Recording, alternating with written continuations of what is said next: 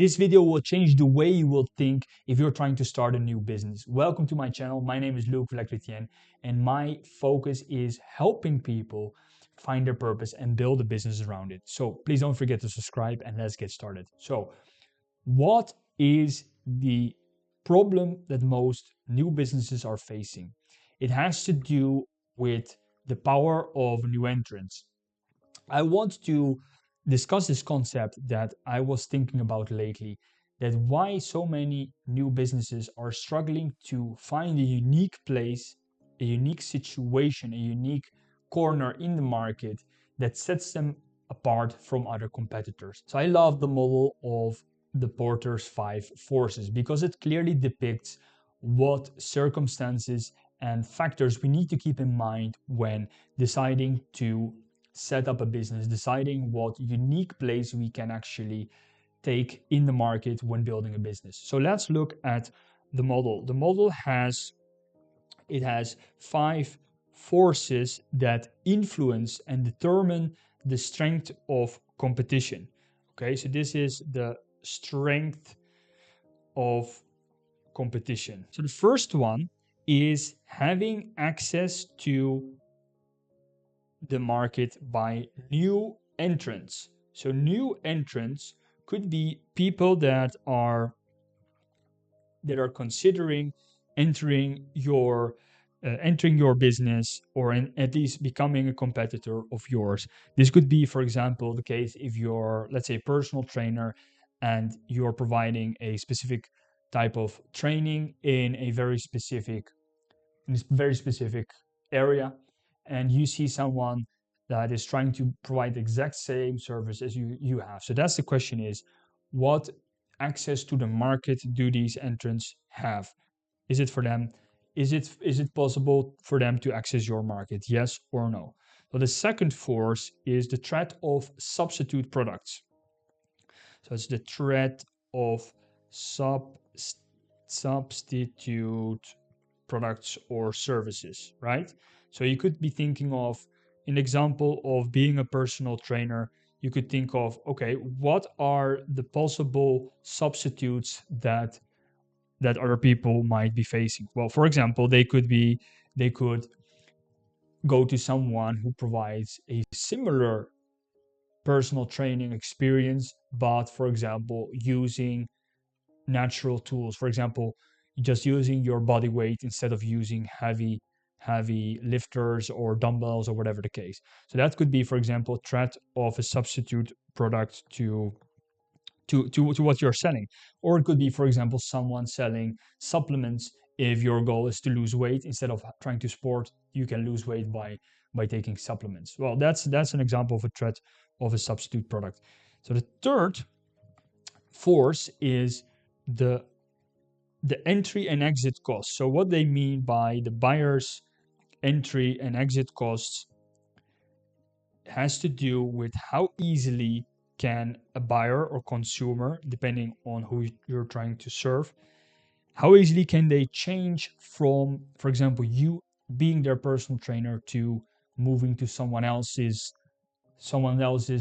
product or service. Or on the other hand, for example, if you're providing a more complex service, imagine you're providing a payment service, how easily can they transfer to another payment service? Well, most probably that will actually increase the costs of entry and exit, right? So that's the third factor. Then we have the fourth factor, which is the level of supplier power. So how much power does the supplier actually have? And what they mean by the power of the supplier is that imagine you have a supplier. Imagine you have someone, for example, that actually produces the weight loss medicine or the weight loss supplements that I mentioned. Is he the only supplier?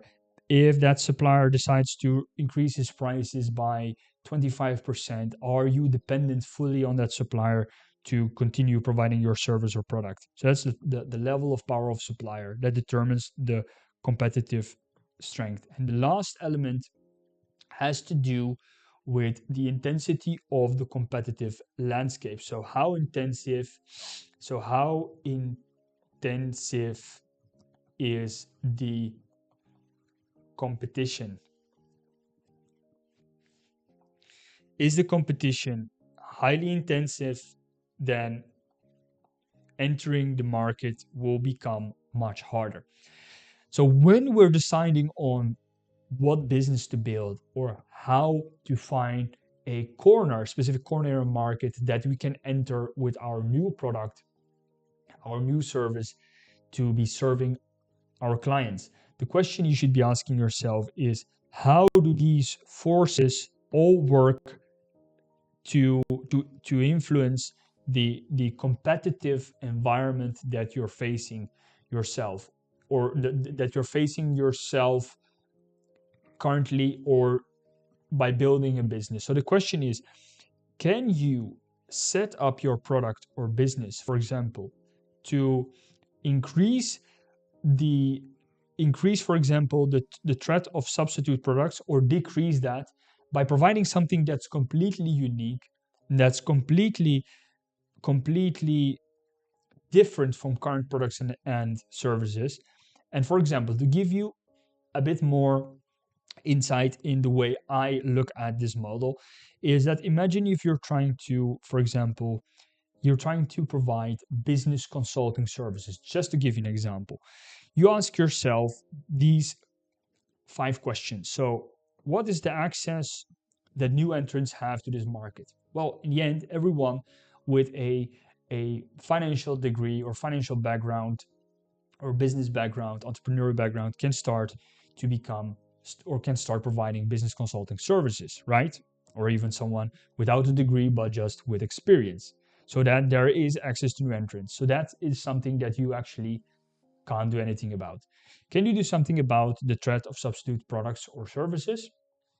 Well, you can extend your products and services so that there is no reason to move towards a substitute, or to move towards a complementary product. The third question you could be asking yourself is, how much expenses, how high are the costs for buyers to enter or exit using your product and service?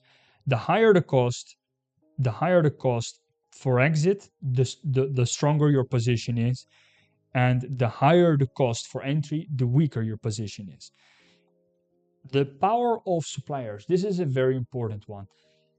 If you are dependent fully on one supplier, there is this concept called points of failure. Points of failure has to do with risk management, and it has to do with the fact that imagine you have a business, and that business is fully dependent 100% on the supplier, providing them with parts, providing them with ingredients, providing them with tools, whatever the business is. The supplier, if he is the only one, he has a tremendous amount of power and influence on that business. So again, he can raise the prices whenever he wants and how he wants to. And the question is, the point of failure is, in this case, if you only have one supplier, is placed on one, meaning that if the supplier either goes bankrupt or decides to double their prices, you have one point of failure, you have one supplier, and that makes your business either go bankrupt or go towards the direction you don't want it to go. So that's the question: is how many points of failure do I have? And you can look at it from this perspective. Is actually, people perhaps think, okay, it's better to have less points of failure than less points of failure, so to have one rather than 10 points of failure. But that depends. Imagine you have 10 different suppliers. The probability that all of those 10 suppliers would go bankrupt or increase their prices or whatever is much smaller than having just one. Okay, moving forward. So how intensive is competition? Are you entering a market such as, for example, the supermarket industry? Are you trying to enter a very competitive market? That, if that's the case, then of course the strength of competition will be very high. So okay, just to round up, I think this provides you a good indication of what it is to actually to actually think of when trying to build a new business and looking at finding your unique spot, your unique corner in the market. Try to think of these 5 forces that influence and determine the strength of competition in a specific niche. It depends very much on what you want to achieve with your business. Do you want to be providing a very complete set of products or services? Or are you trying to provide a very specific, focused product, very specific, uniquely differentiated product? So that's perhaps a topic for another day. And I hope you found this video valuable. If you did, please subscribe. And I have a video about marketing, how to set up a marketing strategy. And I have a video how to set up your purpose, how to set up your why and build a business around it. So thank you for your time again, and I will see you in the next one.